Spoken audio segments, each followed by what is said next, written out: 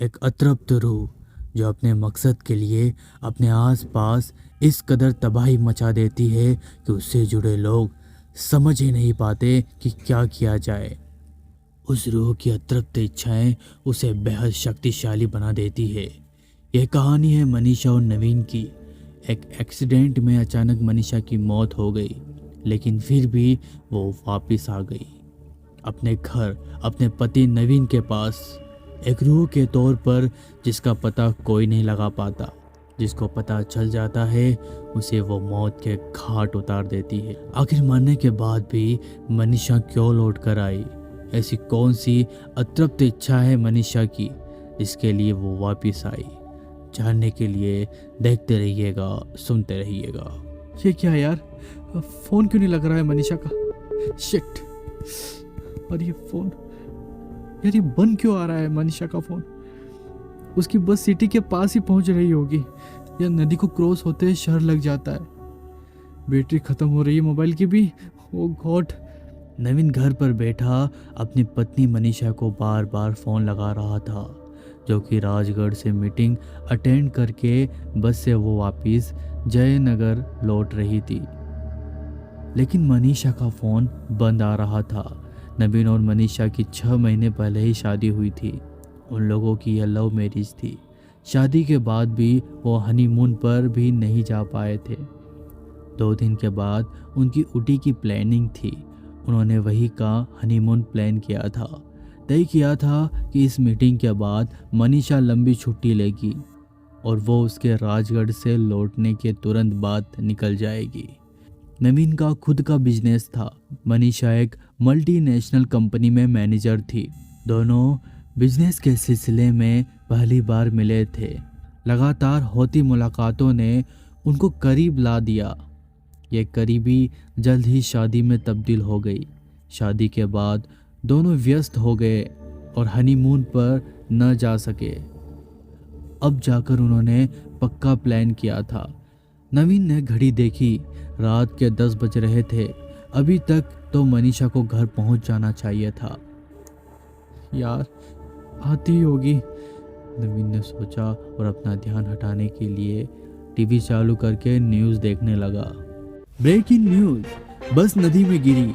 ये खबर आ रही है, करीब 2 घंटे पहले राजगढ़ से जयनगर आ रही ठाकुर ट्रेवल की बस नदी में जा गिरी। कुछ सवारियों के मारे जाने की खबर आ रही है, लेकिन ये पता नहीं चल पाया है कि कितनी मौतें हुई है। बचाव टीम वहां पहुंच गई है और नदी से लोगों को निकालने लगी है। न्यूज़ एंकर जल्दी जल्दी बोले जा रहा था, लेकिन अब नवीन का ध्यान न्यूज़ पर नहीं था। मनीषा उसी बस से आ रही थी। इस खबर ने नवीन को बदहवास कर दिया। उसने मोबाइल उठाया और कांपते हाथों से मनीषा को फ़ोन लगाना शुरू किया। मनीषा का फ़ोन अभी भी बंद आ रहा था। उसने भागकर वापस टीवी में देखा, वहाँ एक हेल्पलाइन नंबर फ्लैश हो रहा था। नवीन ने वो नंबर डायल करने लगा, लेकिन वो नंबर लगातार बिजी आ रहा था। इस बात से नवीन और परेशान हो गया। उसे समझ नहीं आ रहा था कि वो क्या करे। कुछ देर इसी तरह फ़ोन लगाने की कोशिश करने के बाद उसने तय किया कि वो फ़ौरन खुद घटना स्थल पर जाएगा। उसने मोबाइल वहीं सोफे पर फेंका और कार की चाबी ढूंढने लगा। उसे कार की चाबी कांच पर पड़ी मिली। चाबी और मोबाइल लेकर बिना कपड़े बदले हुए दरवाजे की तरफ भागा। तभी डोर बेल बजी। सामने मनीषा खड़ी मुस्कुरा रही थी। वो पूरी तरह भीगी हुई थी। नवीन दरवाजे पर खड़ा अपलक उसे देख रहा था। क्या देख रहे हो? अरे दरवाजे से हटो, अंदर नहीं आने दोगे क्या? मनीषा ने व्यंग्य भरी आवाज में कहा। नवीन हड़बड़ाया और उसने मनीषा को जोर से अपनी बाहों में जकड़ लिया। अरे बस बस, मैं बिल्कुल ठीक हूँ। भीग गई हूँ और कपड़े नहीं बदले तो बीमार हो जाऊंगी। नवीन ने फौरन उसे छोड़ दिया और अपनी बाहों में उठाकर बेडरूम में ले गया। लगता है न्यूज़ देख ली तुमने। मनीषा ने जमीन पर पैर जमाते हुए मुस्कुराते हुए कहा। मेरी तो जान ही निकल गई थी यार। क्या हुआ था बताओ ना। मैं भी कपड़े चेंज कर लूँ? बहुत गिली है, फिर सब मैं तुमको बताती हूँ। कुछ देर के बाद मनीषा एक गाउन पहनकर बेडरूम से निकली और सोफे पर नवीन के बगल में बैठ गई। क्या हुआ था बताओ ना, तुम घर कैसे पहुंची? नवीन ने पूछा। मनीषा ने हल्की सी मुस्कान के साथ नवीन की तरफ देखा। ओके अच्छा बाबा, बताती हूँ, रुको। बस जब नदी के पुल से गुजर रही थी तभी पता नहीं क्या हुआ कि बस जोर से भड़की और रेलिंग तोड़कर नदी में जा गिरी। पूरी बस में हाहाकार मच गया था। धीरे धीरे बस में पानी भरने लगा। मेरे भी नाक मुंह में पानी भर गया और मैं बेहोश हो गई थी। कुछ देर बाद मुझे जब होश आया तो नदी के किनारे टकरा रही थी। मनीषा बड़े शांत स्वर में बताती जा रही थी। मैं तेजी से किनारे की चट्टानों पर चढ़ गई। कुछ दूरी पर देखा तो बस पूरी डूब चुकी थी। गांव वाले मदद के लिए पहुंच चुके थे।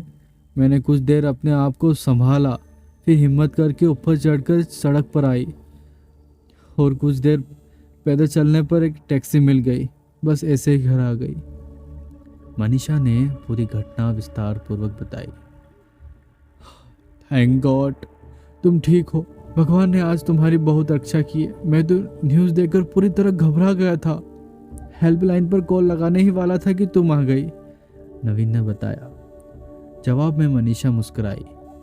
भगवान ने बड़ी कृपा की। कल सुबह सुबह हम मंदिर चलकर प्रसाद पर चढ़ाएंगे, नवीन ने आगे कहा। मनीषा ने सहमति में सिर हिलाया। अच्छा नवीन, अब मैं आराम करूंगी। तबीयत कुछ ठीक नहीं लग रही है, मनीषा ने बेचैनी से कहा। हाँ ठीक है, चलो सुबह बात करते हैं। नवीन ने सहमति दी और दोनों बेडरूम की तरफ चल दिए। बेडरूम में जाकर मनीषा तुरंत बेड पर पसर गई। नवीन भी बगल में लेट गया। कुछ ही देर में उसे याद आया कि मनीषा जब घर आई तब उसके पास न तो कोई सामान था, न कोई मोबाइल और न ही पर्स। फिर उसने टैक्सी का किराया कैसे दिया? वो पूछने के लिए मनीषा की तरफ घूमा, लेकिन तब तक मनीषा गहरी नींद में सो चुकी थी। क्या नवीन को अपने सवाल का जवाब मिलेगा? क्या वो हनीमून पर जा पाएगा?